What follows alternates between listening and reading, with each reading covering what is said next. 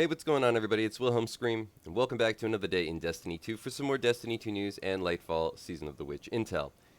And this week's Nightfall is the Devil's Lair strike. So you know what that means? It is the time to farm. There is not any strike currently in the Nightfall rotation that I believe is quite as efficient as this one for solo players and for a group. I'm going to be taking you through a Grandmaster run. Now, these are probably the fastest Grandmaster runs you'll be able to complete this season, as if you're paying attention and really armed correctly, you can definitely do one in under 15 minutes. My group in this gameplay, even though it's very sped up, did it in about 23 minutes, but very, very casually. So I'm going to be taking you through all the best strategies and cheeses to use in this strike, if you didn't know them already, plus giving you just sort of a little play-by-play of the thought process when we're doing it in this particular run. The champions are going to be Barrier and Overload, I believe. Obviously, the champion mods for this season, which was last season, I believe, is when we recorded this gameplay, were slightly different. I actually think they're going to be easier this season, as things seem to be a little bit more fun in the champion mods this season. But if you enjoy this video, please remember to like, comment, and subscribe to the YouTube channel, and turn on the bell to post notifications so you never miss out on any future Destiny 2 Lightfall content like this. You can also follow me on Instagram or Twitter. They'll be linked in the description box down below. Remember, any of those things also enter you into any future giveaways on this YouTube channel, and we do one every 1,000 subscribers, so you never want to miss out. We're also doing another one when we reach 1,000 followers on Instagram, and when we reach 100,000 subscribers on the YouTube channel, we'll be giving away an Xbox Series X. Also, if you can get this Nightfall done this week, you will earn yourself the Swarm machine gun, which I actually think is pretty good this season. And if you can complete it at the GM difficulty, you will earn yourself the Adept version of the Swarm. For the first room that you have to fight your way through, where you have to deposit the 3 batteries or nodes, or whatever you want to call them, simply just hang out up here by the tanker on the right side of the room as you enter. This is good for GM runs as well as lower level difficulties if you're trying to attempt this solo, or if you're trying to attempt this solo at a GM difficulty. Hats off to you if you are.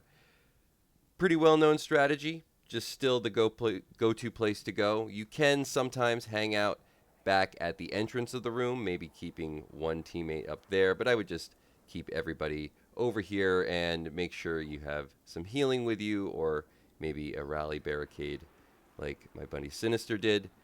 Fairly simple strat. I'm sure most people know it. One thing to make note of, that the champions in the second wave do enter from the right side, right in the little hallway that you're standing in. And keep an eye out for those Vandal snipers on the opposite end of the room, as they will one-shot you if you don't have arc resist.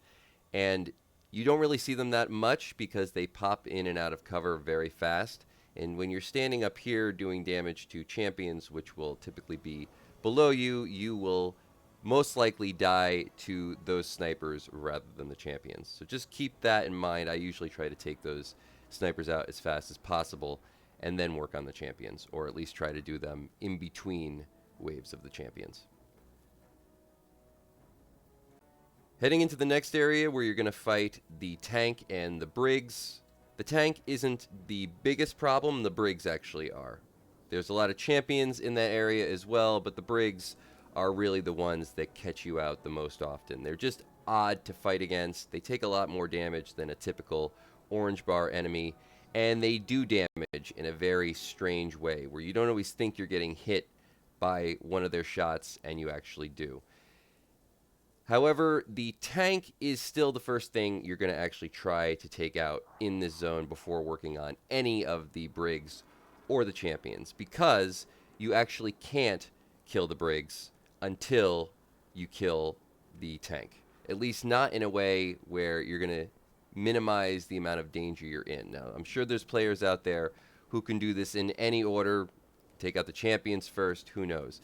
But I've always found that it's the easiest to just take out the tank. It sits back there. You can do it from very minimal danger. Stay really far in the back.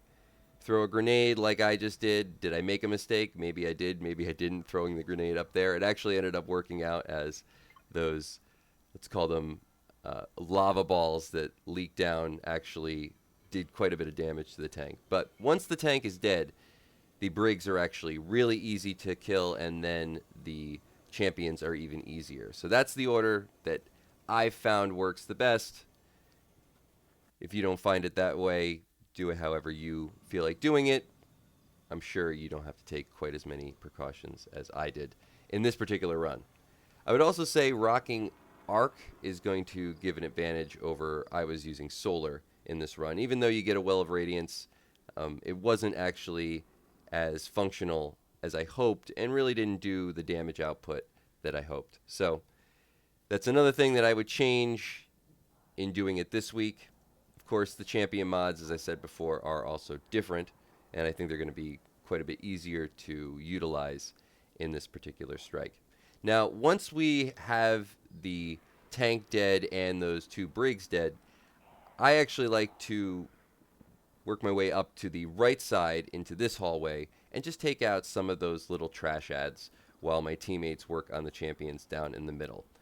The champions in the middle won't come over to you, and there are champions up on the top platform, but like I said, you're not really there to focus on them. You're just trying to take out the vandals as well as maybe some of the snipers, any easy things that you can just take out while they're looking at your teammates.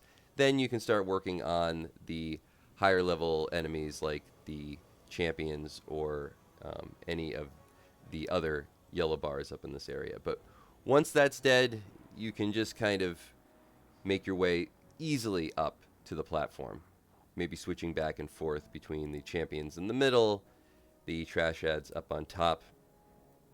Helps out your teammates probably the most. Just make sure that you only send maybe one person up there. The other two stay focused more on the middle ads.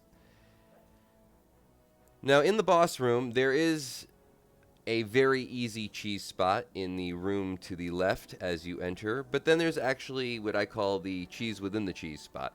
So that's really primarily for people who are doing this solo. But the cheese spot being that room with the cover that you can just fire through the window or through the door frame at. It's a great spot, especially if you're in a group, when you have some healing back there. You're not going to run into too much danger. There is a chance that the explosive shanks that sometimes enter through that little hallway to the left of the door frame can kill you, but usually you have at least one person as backup, even if two go down. So it's a very easy spot to revive your teammates as well, and of course you can shoot through the windows.